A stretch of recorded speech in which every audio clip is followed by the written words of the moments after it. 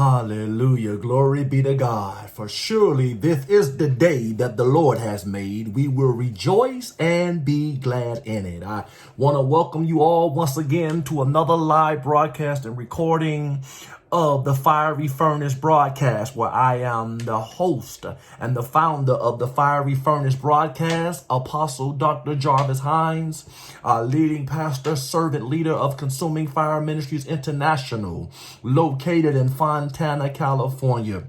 I'm honored to be on the air with you once again, where we believe on the Fiery Furnace broadcast that the fire of God purifies and that the Spirit and the Word of God makes one alive. I thank God for all of my family and friends and covenant partners for joining us for this live broadcast of the Fiery Furnace broadcast. I am excited about what the Spirit of the Lord is doing in the earth realm through his people of God. But before I go any further, I want to start giving my shout outs. And I want to start out by giving a shout out to one of the greatest broadcasting networks on the planet.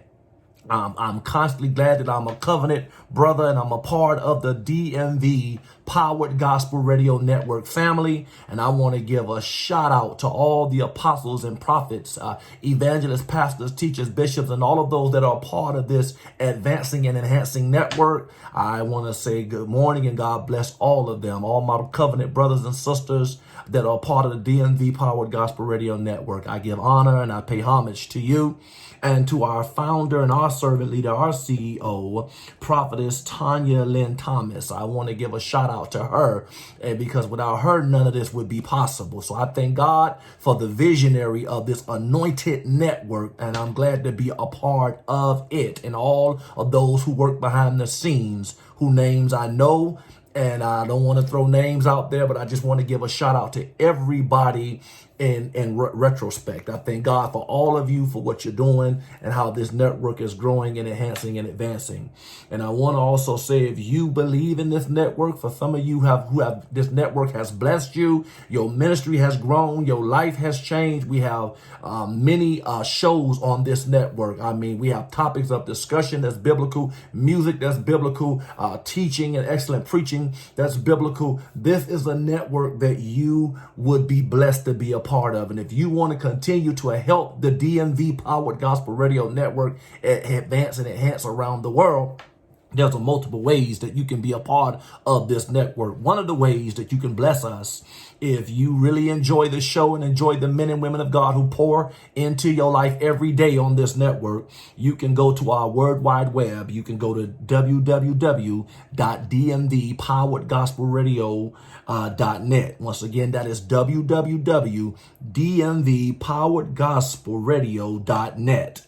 And if you go on and you like my show, Fiery Furnace broadcast, or whatever show that you've heard that's been a blessing, you click that link. You can leave a prayer request. You can leave a financial a way of leaving us a letter stating how the shows have been blessing to you. That is one way. Prayer request, if you need us to pray for you, you can go on our links and on our shows and click and leave a prayer request. Or financially, there's ways you can bless us as well. Glory be to God. And another way, if you didn't hear the recording that's being done live, you can go back to our https://dmvpoweredgospel.airtime.pro.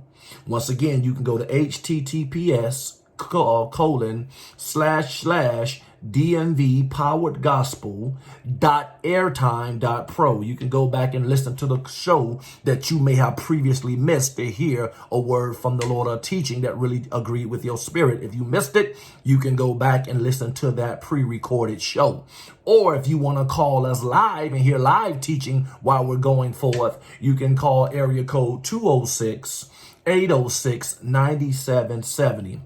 That is 206-806-9770. It will be a blessing to you. And let DMV know that we've been a blessing to you. This is a network that you would want to sow into to help us continue to be on air and advance and enhance the gospel of Jesus Christ. So I tell you, you want to see your harvest return, sow into this network where the gospel is going forth. When the shows are being recorded at night, people can hear you, people can be blessed. Somebody could be about to do something and they'll hear a word from the Lord that will change their life. You, our covenant partners, make that possible. So please sow your contributions to us, so your prayers, but most of all, your financial support helps us to go forth and advance the gospel. Amen. Hallelujah. And also, with that being said, if I've been a blessing, if Fiery Furnace Broadcast has been a blessing to you, there's ways that you can be a blessing to us as well. We do have 2 Zelles. We have a Zelle for the Consuming Fire Ministries International. You can go to your Zelle store and download that app. You will punch in area code 323-359-6200. That goes to help us to support this ministry, to keep us on the air. You can go to Zelle and download that app and go to area code 323-359-6200. Or if you want to be a person that don't believe in that, you want to sow to us financially, you can write to us at 6211 Sierra Avenue, Fontana, California, 92336. PM Box, hashtag 1386. That's 6211, once again, Sierra Avenue, Fontana, California, 92336, PMB, hashtag 1386. You can make a check or money order payable to CFMI. That is for Consuming Fire Ministries International, but you can make it CFMI. And you will send that over, and that will help us to keep us on the air and keep us advancing and enhancing the gospel of Jesus Christ. Glory be to God. Or if you want to be a blessing to my person, there's 3 ways you can be a blessing to me as well. If what I've said to you has been a blessing to you, and whatever you sow into me, I am grateful for it. But there's 3 ways you can bless into me. I now have a Zelle. You can go to area code 909-485-0673. That is area code 909-485-0673. That goes directly to me. Another source I have is Cash App. You go to the Cash App and you will punch in $ Apostle 2775. For my Cash App, it's $ Apostle 2775. And I'm also on Venmo. You can go to Apostle-1975. You will go to Apostle-1975. If I've been a blessing to you, and we pray that whatever you sow into this ministry or sow into myself or my person, we pray a 100-fold return back to you in the name of Jesus. According to Luke 6:38, when you give, shall be given unto you good measures, pressed down, shaken together, and running over shall men give into your bosom. So we're praying that God will bless you 100-fold for whatever financial support you do to help myself or help this ministry to advance on the DMV Power Gospel Radio Network. Amen. I am excited, people of God, about what God is doing. And I've been in a series the last couple of weeks, and the Holy Ghost won't let me leave it. And I know it's controversial. And now with the pandemic going and things are happening and people are like, churches just beg for money. Let me help you to understand something. We cannot advance the kingdom agenda or help souls if we don't have finances. It takes finances to move kingdom. I'm going to say that again. It takes finances to move kingdom. It's amazing that the preachers can't talk about finances, but the drug dealer can talk about finances. The actor, the movie star, the athlete can talk about finances. We have no problem with that. But when the believer or the man or woman of God begins to talk about finances, it steps on toes. But don't you know, when situations hit, the first place most people run is to the church. So in order for the church to advance the kingdom till Jesus comes back, it takes finances. So I've been in this series entitled, God Has a Financial Plan for Your Finances.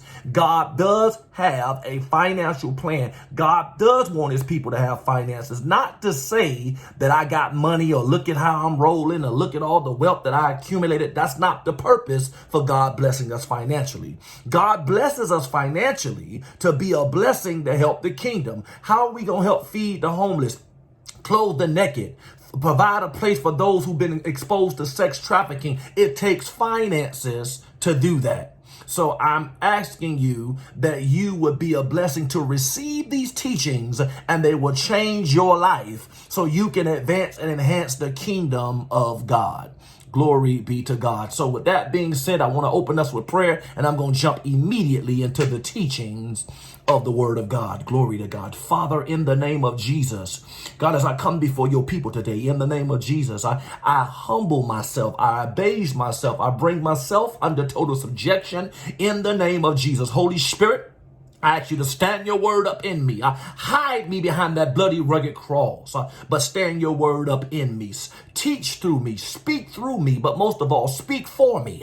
Let the words of my mouth and the meditation of my heart be acceptable in thy sight, O Lord and Kingsman Redeemer. And God, I ask you, as the word goes out into the atmosphere, into the airwaves, we pray, God, the ears will be open to hear what the Spirit of the Lord is saying to the church. We pray that scales will be removed from their eyes, that they may see Jesus lifted up. And we pray, oh God, that stony hearts will be replaced with hearts of flesh to receive what the Spirit of the Lord is doing in the body of Christ. And Heavenly Father, I ask you in the name of Jesus Christ, through the power of the Holy Spirit, as I continue to go throughout the rest of this broadcast, I pray that you will continue to be glorified and your people shall be edified. It is this and all blessings I ask in your Son Jesus' name. Amen. Hallelujah. Last week, we've been going through tithing. We started out, we explained that the word tithe is a Greek word called maaser. It means a 10th portion of what you get. So whatever it is you receive, a 10th of that goes out. We went through Genesis. We went through all of the scriptures on tithing. Last week, a week before last, I dealt with the New Testament on giving, how Jesus himself mentioned that tithing. He never negated it. He never canceled it. It was still a requirement because Jesus said so. And so now we got into Hebrews last week and we dealt with Melchizedek. We discovered in Genesis 14, after Abraham went and rescued Lot from that slaughter and brought back the possession, he gave a 10th to Melchizedek, who was a priest and who was a king, who was receiving tithe before there was a Levitical system or a Mosaic law. Abram gave him a 10th of the spoils. He blessed him. And then we hear about this man Melchizedek again in the New Testament in Hebrews, and how his priesthood lives forever. So which lets me know, and it says that the Levites brought tithe or paid tithe to Melchizedek while they were yet in the loins of Abraham. So in other words, they were sowing before they physically took on a human body. So it was required before a law was even instituted. And then we looked at last week the forms of giving, as Paul was writing to the church of Corinth, telling them or boasting about the giving of the Macedonians in spite of their persecution. And they were so eager to give that they made sure that it started a pattern of people sowing to help the gospel go forth.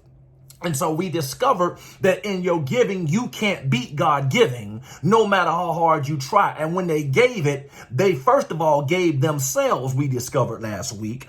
Now they're giving their possessions, and no one went without a need, because the Macedonian church started something. And so today I want to continue with that, but I need us to turn to 2 Corinthians now, chapter 9.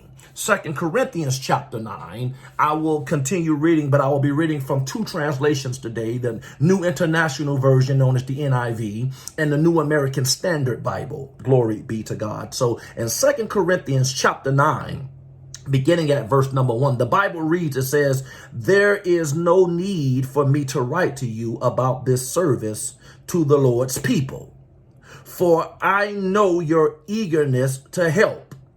And I have been boasting about it to the Macedonians, telling them that since last year you in Achaia were ready to give, and your enthusiasm has stirred most of them to action." So he says, I don't need to keep explaining to you or writing to you about the service of the Lord. When I wrote to you last year, Corinth, talking about the Macedonians, and it stirred up an eagerness to want to give.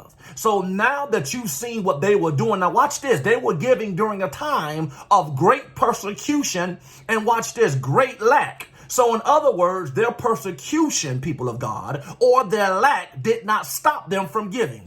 Can I park a note right there? No matter what you are going through, you cannot afford to give to God. No matter how bad it gets, because it's God who gives you the finances in the first place to be a blessing to him. Watch this. Here it is.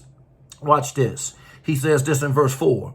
For if any Macedonians come with me and find you unprepared, we, not to say anything about you, would be ashamed of having been so confident. In other words, now that we've boasted to the Macedonians and we come and they see you not prepared, it's going to make it look like our boasting was in vain.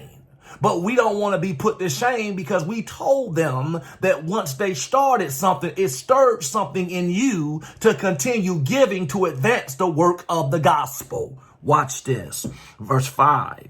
So I thought it necessary to urge the brothers to visit you in advance and finish the arrangements for the generous gift you had promised. So I'm sending brothers, he was sending Titus, that Titus will continue, people of God, to oversee the work, to make sure the work that you started by giving, that you will continue to keep on giving. Sometimes, people of God, we have to make sure that once we start something for God, we don't start it and then when it grows, we want to shut it down. We must continue sowing that God's kingdom can be advanced. Watch this. Listen what he says. He says, then it will be ready as a generous gift. Notice, generous, not as one grudgingly. So when you're giving, your giving should be done generously. It should be done from the heart. Your giving should not be done with an ulterior motive.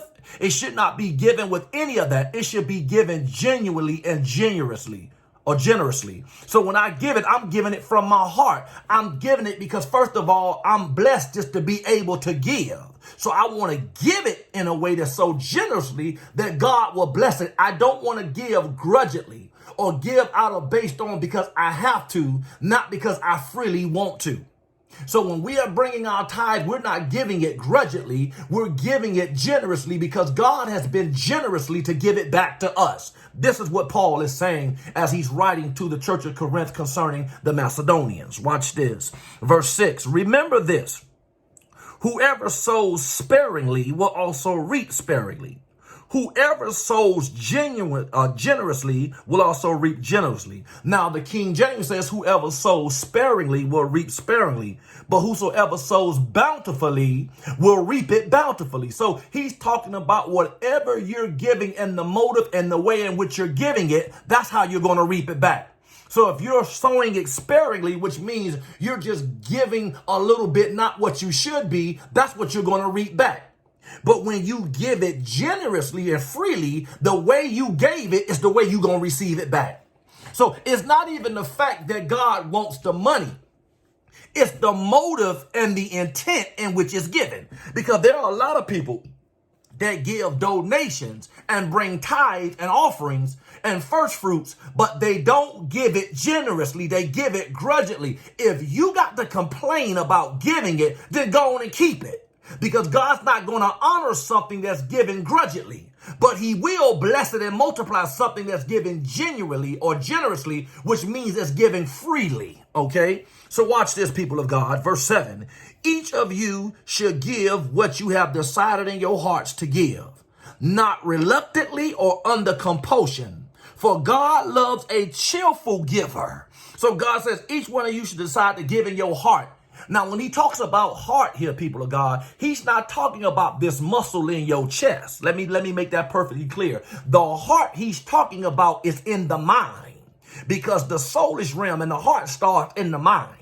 The Bible says, so as a man thinketh, so is he.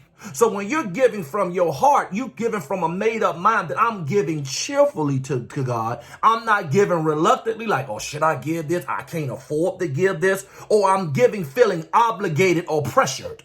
So when you give to God, you don't give reluctantly complaining, or you don't give like you feel you're under pressure to give. Your giving should be generously, and it should be given freely. So when you're giving, you're not giving under restraint or pressure or giving like, should I give out of being reluctant? You're giving generously because you're thanking God for the seed or the blessings he gave for you to give.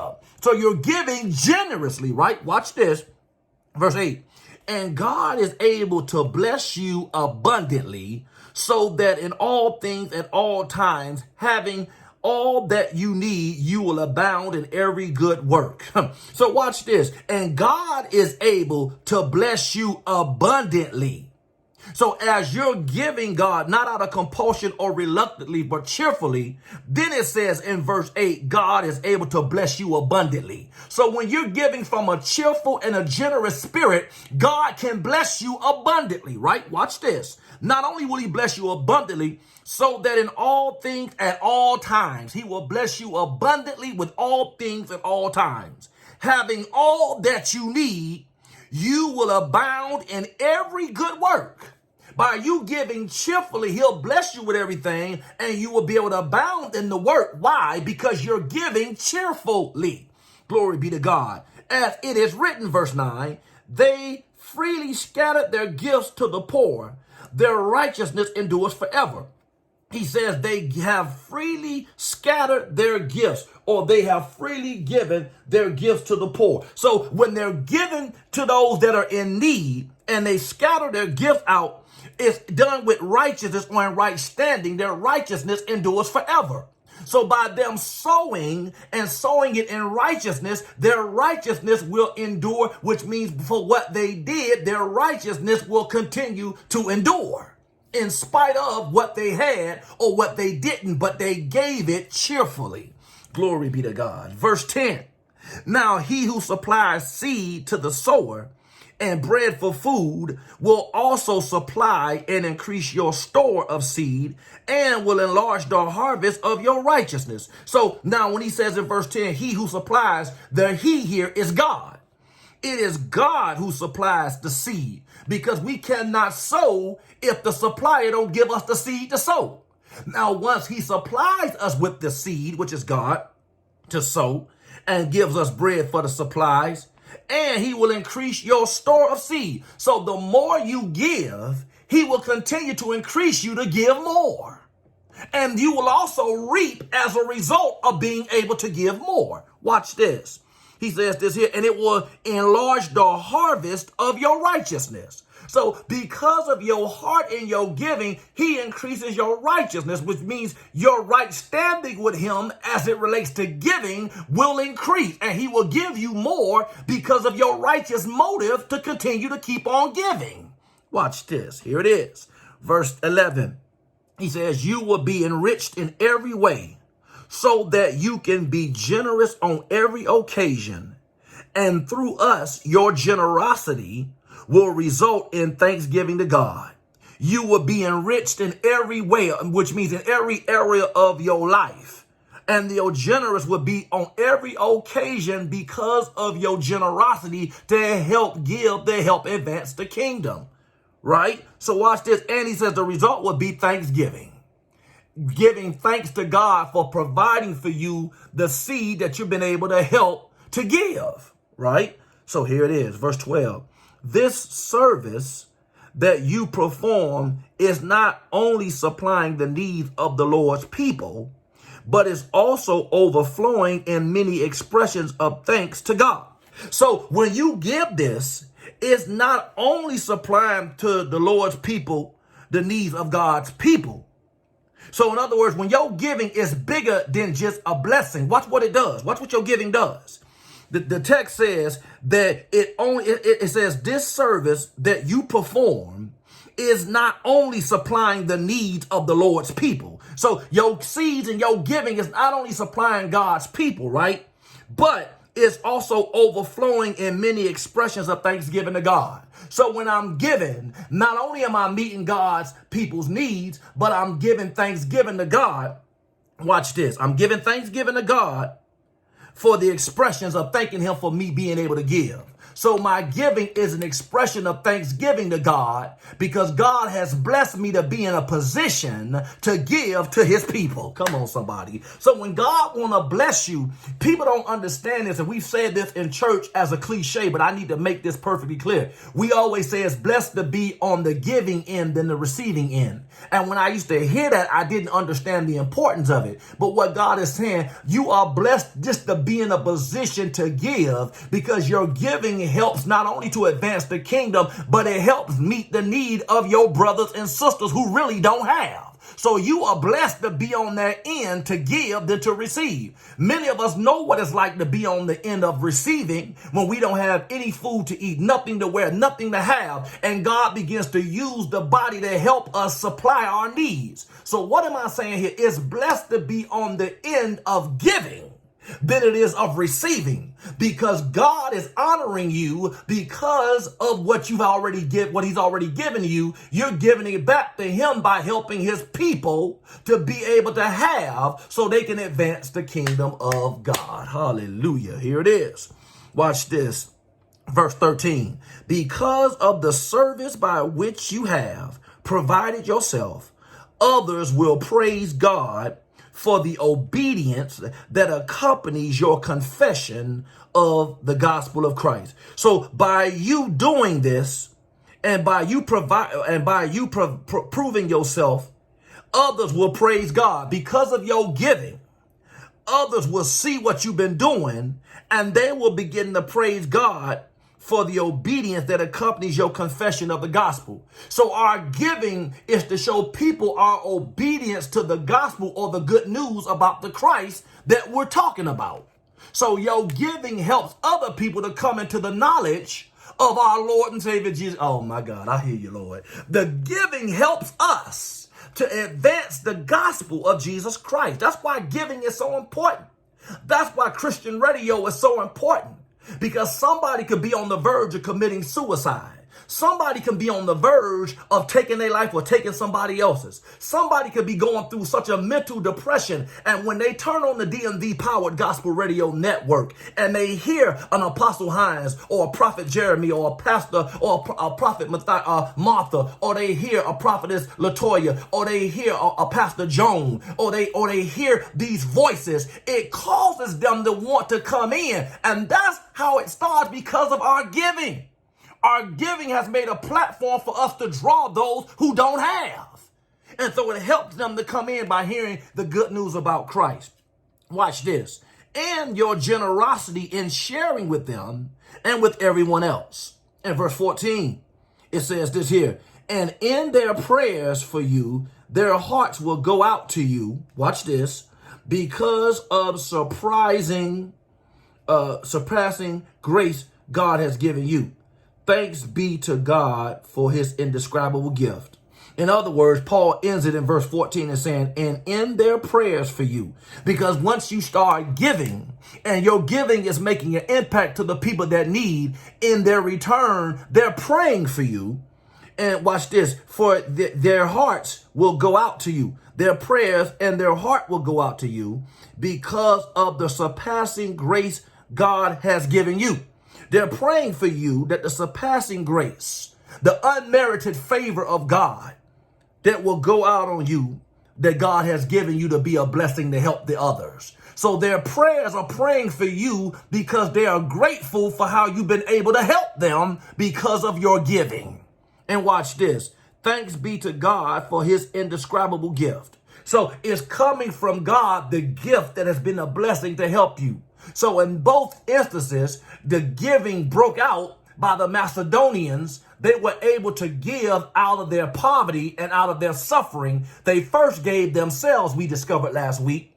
Then they started giving their country. They were so eager to give that Paul sent Titus to go collect the offering so that offering could go and help other churches. So Paul is writing to the church of Corinth to show them that this church was given even though they didn't have it. The first thing they gave was themselves. They gave themselves to the Lord. And then once they gave themselves to the Lord to accept him as Savior, they began to give out of their treasures.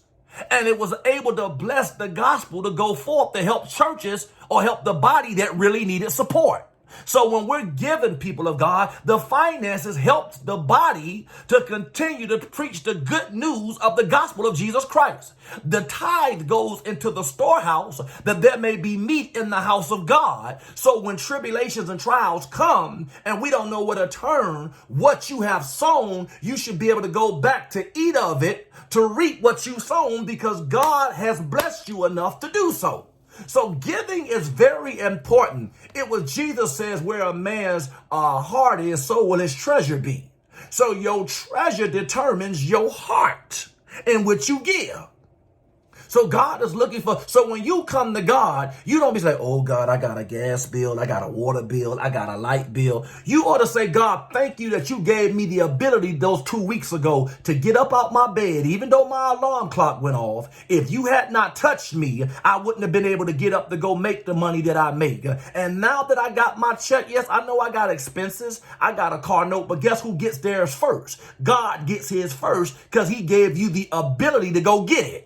So you giving right back to God what he's already blessed you to have, people of God. And you give it by saying, thank you, Lord, that you gave to me when I couldn't have got up if you hadn't have touched me. I couldn't have been able to do my job properly if you didn't keep my mind focused on what I needed to do. I couldn't have got up to go do my job if my limbs were not active and mobile to go get it. That's why I give back to God, because God gives me the ability to get it. So God is able to bless you, people of God. Hallelujah. Thank you, Jesus. Now I need you to go with me now to the Old Testament. Go back with me now to Deuteronomy chapter 8. I feel you, Holy Ghost. Deuteronomy chapter 8. God wants to really bless us. And I've read this many a times, but I had to go back and read this because I know God is talking to us in Deuteronomy 8. This is when God tested the children of Israel as he was preparing to bring them into the land of Canaan. And sometimes when God is about to bless you financially or break you through, he will test you to see if you love him more than the stuff that he gives you. Because see, when you love God so much, the money and the stuff don't matter. Because you can get the money and the stuff back. Just don't let God leave me. Because it's God who gives me the ability to get it. So let's look at it. Deuteronomy chapter 8, beginning at verse number 1. Watch this, people of God. Deuteronomy chapter 8, beginning at verse number 1. He reminds the children of Israel, he says, be careful to follow every command I am giving you today. So he's letting them know, follow the commands or the law or the instructions that I've given you today. So that you may live and increase and may enter and possess the land the Lord promised on an oath to your ancestors. So if you're going to possess this, you must remember it was me who gave you the land to possess it. You must remember I promised this as an oath to you and your ancestors, right? Verse 2. Remember how the Lord your God led you all the way in the wilderness these 40 years to humble and test you in order to know what was in your heart. So it was God when he brought them out of Egypt. He led them in the wilderness to test their hearts, to see what was in them, to humble them, so they will be reminded that when they got to their blessing, how it was God that kept them when they didn't always have it. That's why it's important to give to God, because you wouldn't drive the car you drive if it wasn't for God. You wouldn't live in the house that you live in if it wasn't for God. You wouldn't have the health that you have in your body if it wasn't for God. So he wants them to be reminded of what he did. And he tested them whether or not you would keep his commands. Verse 3. He humbled you, causing you to hunger, and then feeding you with manna, which neither you nor your ancestors had known, to teach you that man does not live on bread alone, but on every word that comes from the mouth of the Lord. So God was the one that led you in the wilderness and fed you with manna. The word manna means, what is this? No one knows what it was, but it was God feeding them to remind them that man does not live by bread alone, but man lives by every word that comes out of God's mouth. So it's not your materials that you live off of. It's God speaking his word to you that's sustaining you. So he's reminding them when he got them in the wilderness, he tested them. Why? Because God wanted them to trust him because he's the one that provides. He wanted them to believe him. He's the one that blesses you to give. So God wanted them to trust him in the wilderness where there's no help, there's no assistance. So when you get to where you're going, you can always say, if it had not been for the Lord, I wouldn't have this. Come on, somebody. Here it is. Watch this. Listen what he says. Verse 5, here it is. He says this in verse 3. He humbled you, causing you to hunger, and he says, feeding you with manna, which neither you nor your ancestors had known, to teach you that man does not live on bread alone, but on every word that comes from the mouth of the Lord. Verse 4, your clothes did not wear out, and your feet did not swell during these 40 years. Verse 5, no, now, it says, know then in your heart that as a man disciplines his son, so the Lord your God disciplines you. So during them 40 years, your clothes never wore out, your feet never blistered. You walked through a hot burning desert, and your feet in the wilderness, your feet never got burnt. Your clothes never got dried out because I provided for you in this wilderness, right? And I have to discipline you for you to humble yourself to know it was me that was keeping you the whole time. Watch this. Verse 6, observe the commandment of the Lord your God, walking in obedience to him, revering him. For the Lord, verse 7, your God is bringing you into a good land, a land with brooks, streams, and deep springs gushing out into the valley and hills. So he's humbling you to prepare you when you walk into your blessing. You won't start looking at the blessing, but you will keep your focus on the blesser who's blessing you to be able to be a blessing. I'm going to say that again. He's blessing you by humbling you. So when you get into the place and you get the balling and shot calling, you will not forget the one who kept you when you didn't have what you have. It's God that blesses you to be able to give. So let's look at it, right? Watch this. Here it is. Verse 8, a land with wheat and barley, vines and fig trees, pomegranate. So God's getting ready to bring them into a land of abundance, right? Olive oil and honey. Verse 9, a land where bread will not be scarce and you will lack nothing. A land where the rocks are iron and you can dig out copper of hill. I'm going to bless you with a land where you won't have to go hungry. You will have all the necessary resources you have to build on that land. I'm blessing you into a land that's flowing with milk and honey. That milk and honey is figuratively saying, I'm going to bless you with a land of abundance. So you will never lack when you get into this land because I'm providing it. But I'm taking you to the wilderness. So when you get to that land of milk and honey, you won't allow the land to take you away from me. But you will bless and give more because I blessed you to get to that land. Hallelujah. Watch this. Verse 10. When you have eaten and are satisfied, praise the Lord your God for the good land he has given you. Be careful, verse 11, that you do not forget the Lord your God, failing to observe his commands, his laws, and his decrees that I'm giving you this day. So when you get to your place of prosperity, and I don't know who I'm talking to today, don't get so puffed up in sedity that you forget about the Lord that blessed you to have it in the first place. Don't forget about the Lord who took you through the wilderness, but he provided for you and kept your clothes good, kept your body from being affected, kept you from getting bit by poisonous snakes, kept enemies from attacking you. How he provided and kept you until you got to the land that he promised your granddaddy Abraham. Don't get puffed up in sedity and forget about the God who blessed you with your stuff. Watch this. Here it is. Otherwise, verse 12, when you eat and are satisfied, when you build fine houses and settle down. And verse 13, and when your herds and flocks grow large and your silver and gold increases, and all you have is multiplied, verse 14, then your heart will become proud and you will forget the Lord your God who brought you out of Egypt, out the land of slavery. He said, in other words, be careful not to obey what got you where you are. In order for you to be the tither and the giver, you followed the commandments or the blueprint of God, which was his word. You kept his word. And when you kept his word and your obedience to it opened up the prosperity that you have. So don't get in the land and forget about the laws and the commands that got you where you are. And then when you start growing and you start building houses and you start seeing all this wealth accumulate, don't forget about the Lord who increased you. And don't say in your heart that you did this. Don't become proud or pompous because you got stuff. But you're to always stay humble to remember it was God that gave you what you had. Right? So when you get in the land, remember, just before y'all were in 430 years of slavery, now I done freed you. I done kept you in the wilderness. I allowed a rock to give you water from it. I allowed manna to come out the sky to feed you.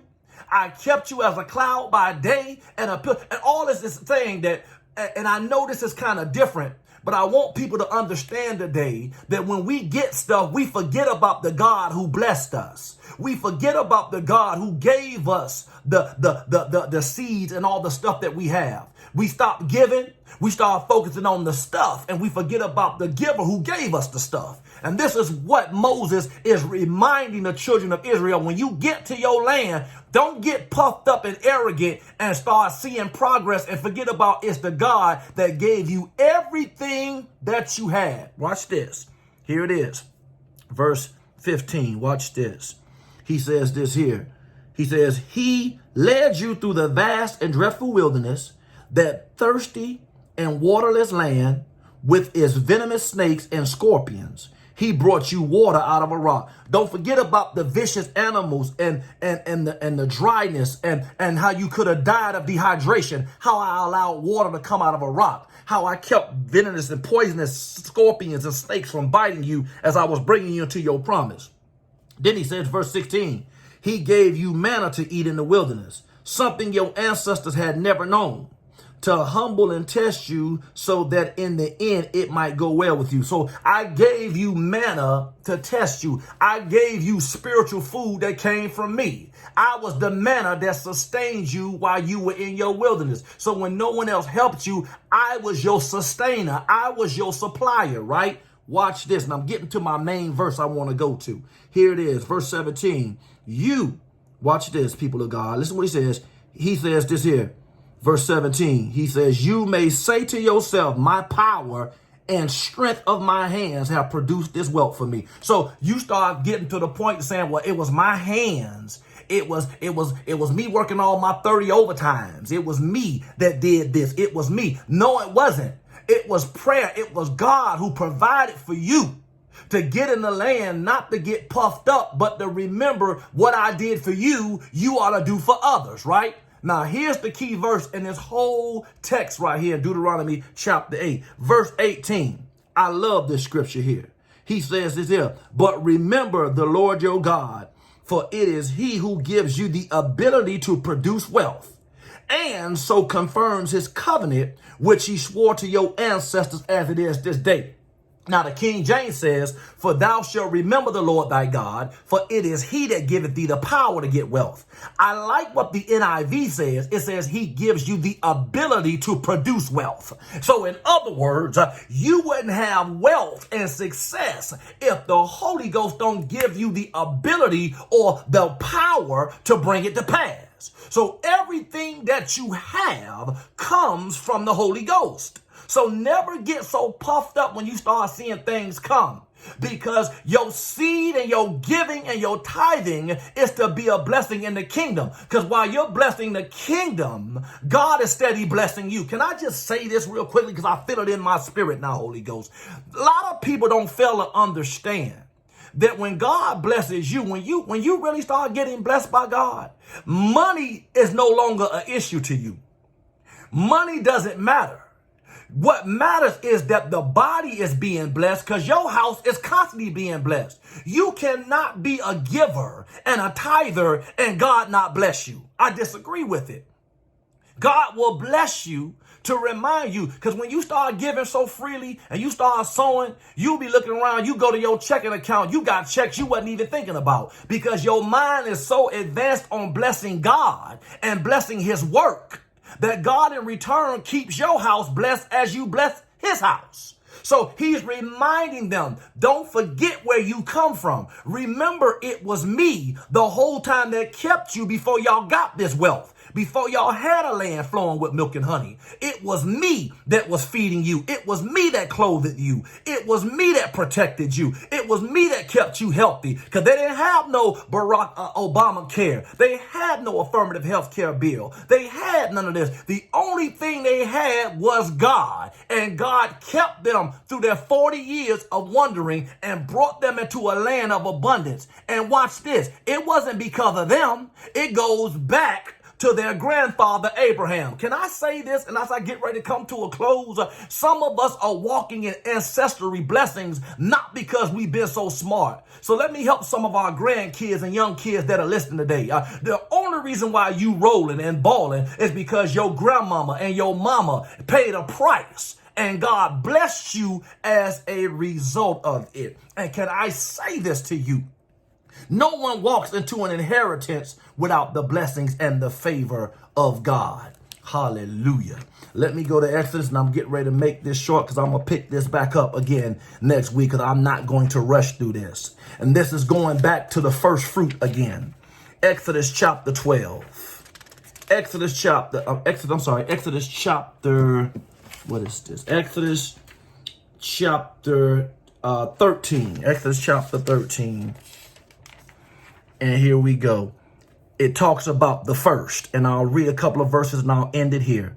Exodus 13, beginning at verses 1, and I'll read up to verse 5, and I'll stop there today. Exodus 13, verse 1 says, the Lord said to Moses, consecrate to me, or set aside or set apart the firstborn. The first offspring of every womb among the Israel belongs to me, whether human or animal. Then Moses said to the people, commemorate this day, the day you came up out of Egypt, out of the land of slavery, because the Lord brought you out with a mighty hand. Eat nothing containing yeast. Today, in the month of Aviv, you are leaving. When the Lord brings you into the land of the Canaanites, Hittites, Amorites, Hivites, and Jebusites, the land he swore to your ancestors to give you, a land flowing with milk and honey, you are to observe this ceremony in this month. So as God is bringing you out, now stop there today. Everything that comes out from your animal or from whoever, it belongs to God. Because now that I brought you out, and now that I'm going to start giving you things to accumulate every time, every 10th animal belongs to God. Everything that comes out first belongs to me. And as I end this and I pray today that everything that you sow belongs to God. Everything you give belongs to God. Every time you get that check, the first thing come out that check is your tithe and offering. It goes to God because it was God that gave you the ability to produce it. So he gets it first. Glory to God. Father, in the name of Jesus, I pray that the hearts and the minds of your people will be open to give, to advance and enhance your kingdom. Bless them going in. Bless them coming out. Lord, we pray that you will give them strategies and ideas to produce wealth. Open up your windows of your rain and rain down on their seeds, that whatever they're in expectation for, Heavenly Father, I believe in the name of Jesus, they will receive it, oh God. And we stand in agreement by faith in your Son, Jesus' name we pray. Amen. God bless you, family. Family, God, I'm out of time, but I'm not out of word. I love you all with the love of the Lord, and I look forward to talking to you this time next week. May the Lord bless you. May the Lord keep you. May the Lord make his face shine upon you and be gracious to you. May the Lord lift up his countenance upon you, and may he give you peace. I ask this in Jesus' name. Amen. God bless you all.